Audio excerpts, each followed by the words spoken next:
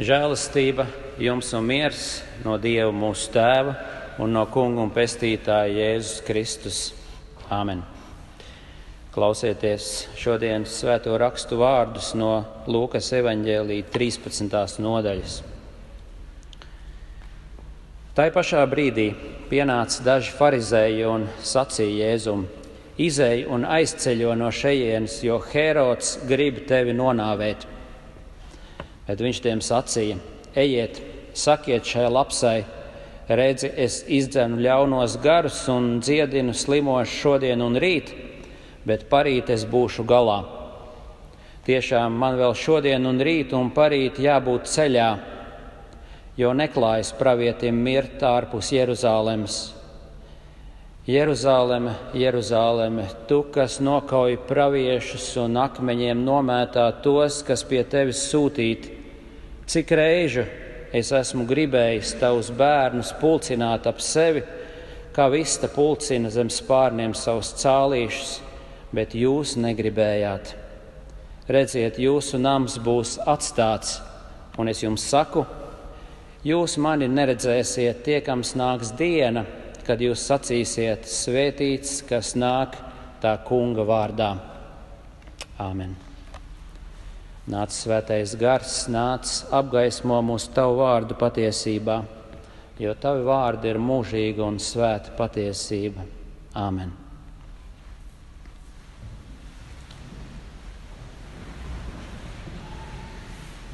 Tikko lasījām apustuļa Pāvila vārdus, kas mudināja mācīties tādu pat prātu, kāds ir Jēzu Kristu. Tādu pat prātu, kāds ir Jēzu Kristu.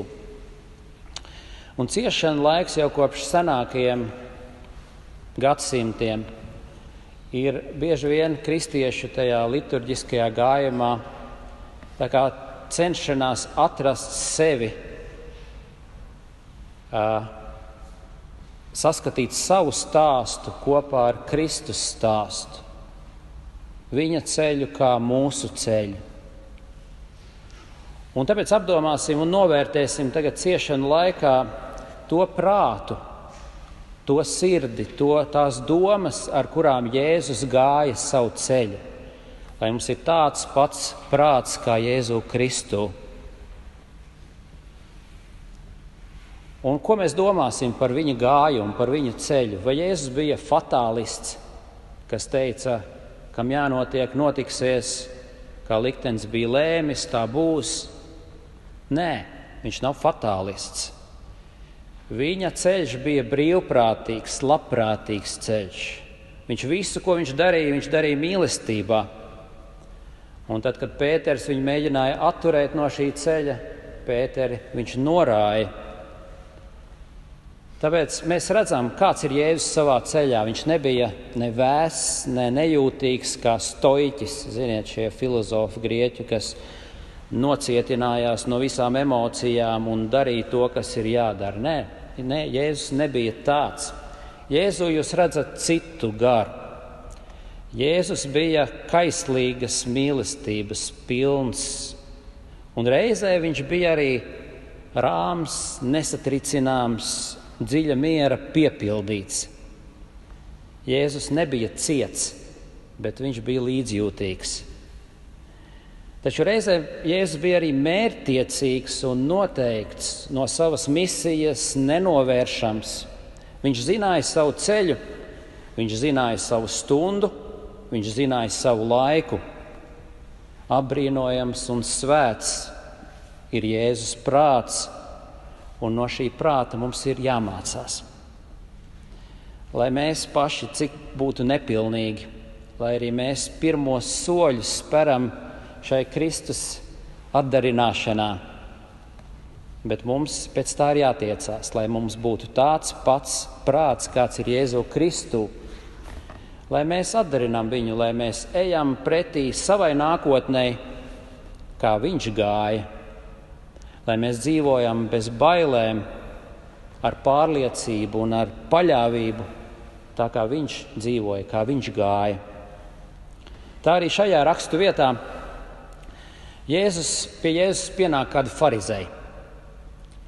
Un viņi it kā labvēlīgi Jēzums saka un brīdina, labāk aizej prom no šejienes, jo Herods grib tevi nonāvēt. Tas ir, es saku, it kā gribēja palīdzēt. Īstenībā viņi paši gribēja atbrīvoties no Jēzus. Bet mēs redzam Jēzu. Jēzus paliek neizkustināms un nesatricināms. Nebija tādas varas, kas novērstu viņu no ceļa. Ne mācekļu pārprastā labvēlība, kad Pēters mēģināja viņu atrunāt no ciešanu ceļa. Ne farizeiskās viltības, ne Heroda varenība. Jēzus saskaņā ar vecās derības Jesajas pravietojumu, viņš bija tā kā precīzi nomērķēta bulta. Precīzi nomērķēta bulta, kas neapturami traucās pretī savam dievišķajam mērķim. Un nebija varas un nebija spēka, kas Jēzu apturētu, iekams viņš nav paveicis savu darbu, savu misiju. Un to arī dzirdam šajos Jēzus vārdos. Viņa atbildē, ejiet, sakiet šai lapsai. Būtībā lapsas bija arī tie farizēji. Redzi, es izdzenu ļaunos garus un dziedinu slimos šodien un rīt, bet parīt es būšu galā. Man vēl šodien un rīt un parīt jābūt ceļā. Tātad viņa darbs, viņa kalpošana vēl nebija pabeigta. Tas ir viņa prāts, no kura mums jāmācās. Protams, Jēzum bija arī savs pravietisks skats uz šīm te lietām, kas ar viņu notiks. Jēzus zināja to vietu un stundu, kas viņam bija dievišķi noteikti. Viņam bija skaidrs mērķis, krusts viņa priekšā. Un zinot to, ko viņš zināja, mēs varam tikai pabrīnīties, kā viņš nenocietinājās, kā viņš nesarūga, kā viņš nezaudēja savaldīšanos nevienu mirkli, kā viņš saglabāja rāmo, kluso, nosvērto un nesatricināmo prātu un pārliecību.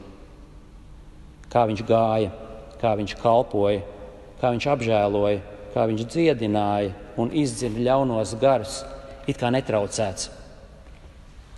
Ir vērts pārdomāt šo Jēzus prātu un attieksmi. Ko nozīmē iet savā ceļā īstā ticībā? Ko nozīmē iet pretī nākotnē pilnā paļāvībā, kā psalmā ir sacīts, ka tu nebīsties no ļaunām ziņām, ka tava sirds ir stipra savā paļāvībā uz to kungu.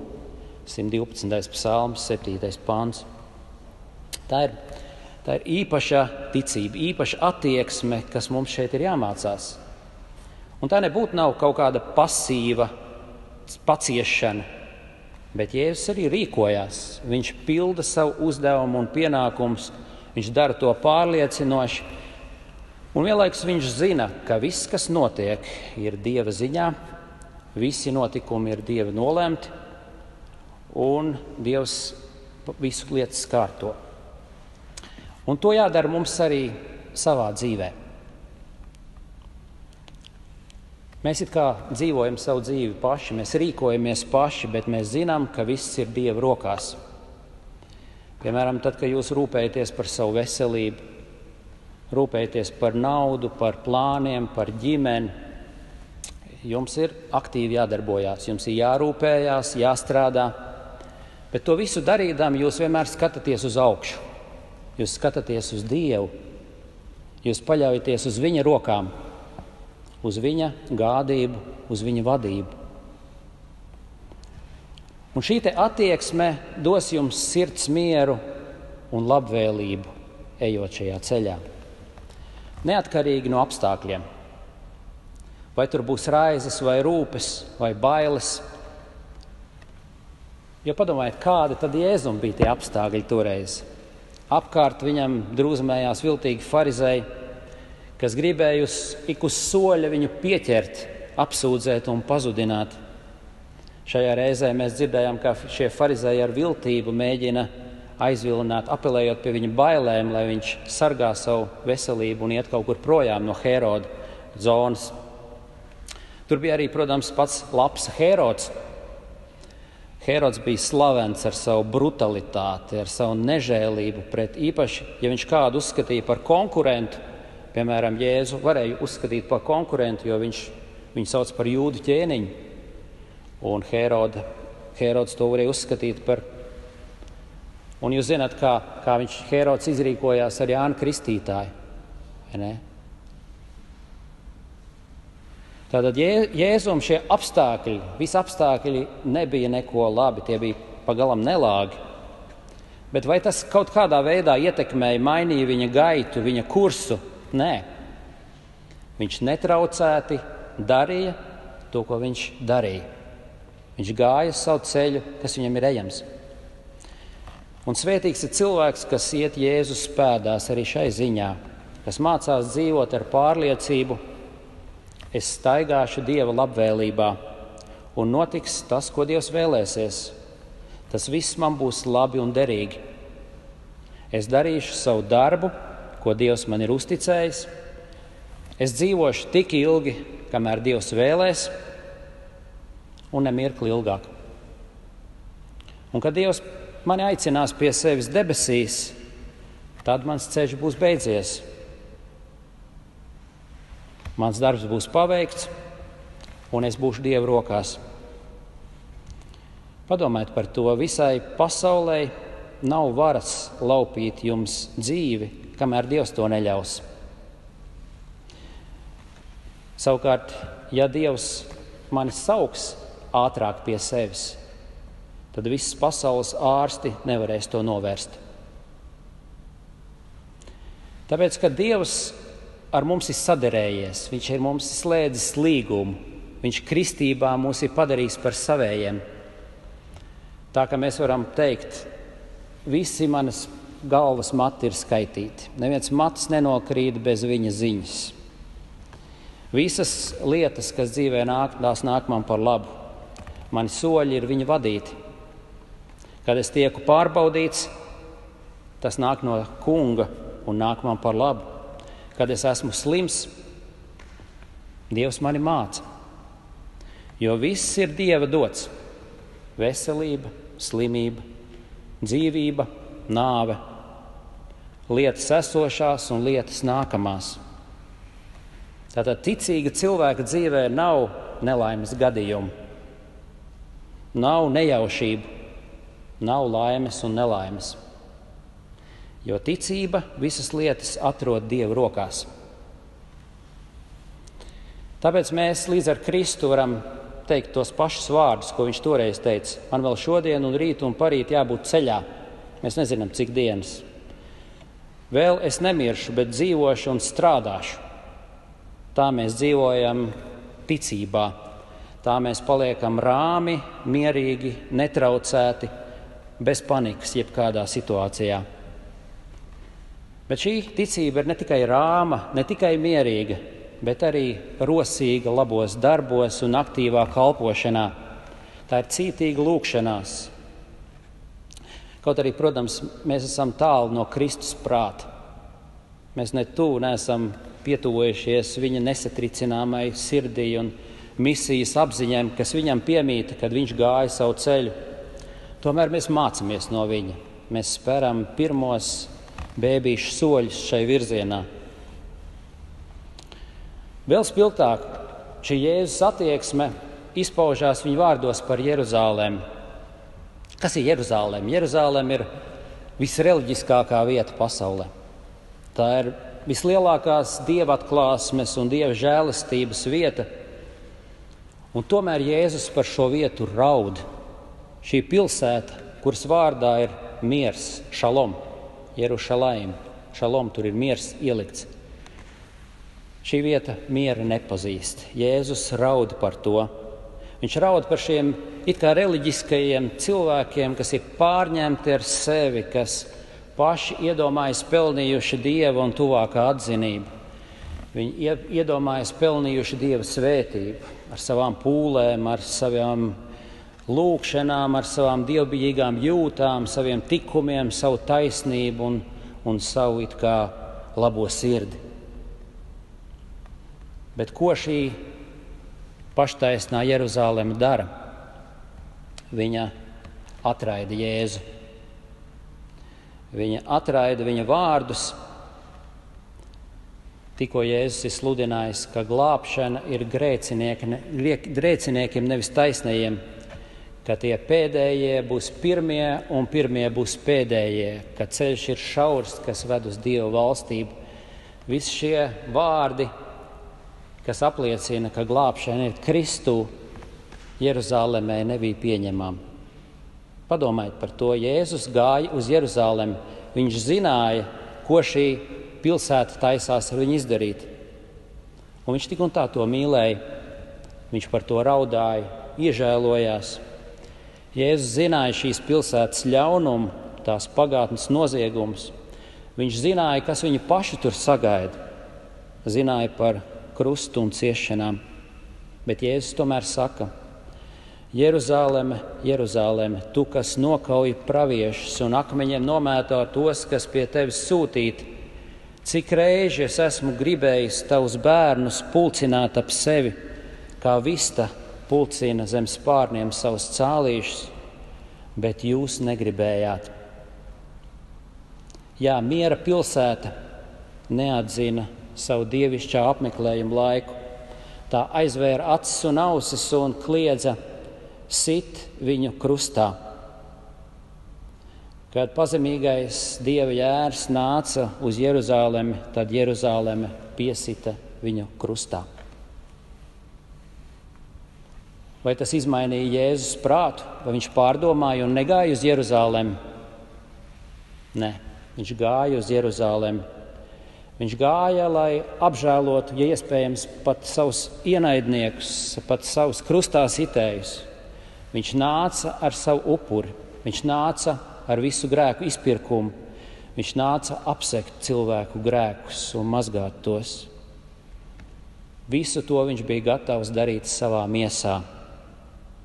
Viņš gāja pretī mērķim ar drošu, mērķtiecīgu un pārliecinātu prātu. Un tam nestājās ceļā ne Hērods, ne farizēji, ne paša mācekļi ar savu cilvēcisko gudrību. Paļāvības pilns Jēzus gāja, un te mēs redzam viņa sirsnīgo vēlēšanos nest cilvēkiem patieso mieru, patieso glābšanu visiem pazudušiem. Es esmu nācis meklēt un glābt pazudušos. Un tas arī pašpārbaudas jautājums šodien jums un mums. Vai tu esi pazudis? Vai tu esi grēcinieks? Ja tā, tad atgriezies un tici evaņģēlijam. Neaizver acis un ausis savu glābēju ciešanu un krustas nāves priekšā. Zemojies zem Dieva vārda, izsūdzi grēkus. Nepaturi neko sev slepenībā, sirds dziļumos, atklāj savas vainas un ļauj sevi dziedināt, lai viņš mazgā tavus netīrumus, traipus un nesmukumus. Viņš tevi nomazgās ar tīru ūdeni.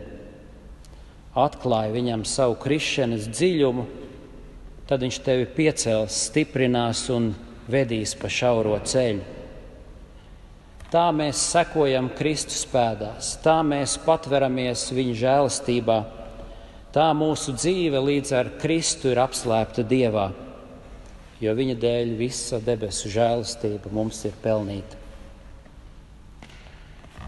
Bet vislabāk mēs šos Jēzus vārdus saprotam, pareizāk mēs viņa sirdi saprotam no šiem vārdiem. Cik reižu es esmu gribējis tavus bērnus pulcināt ap sevi, kā vista pulcina zem spārniem savus cālīšus, bet jūs negribējāt.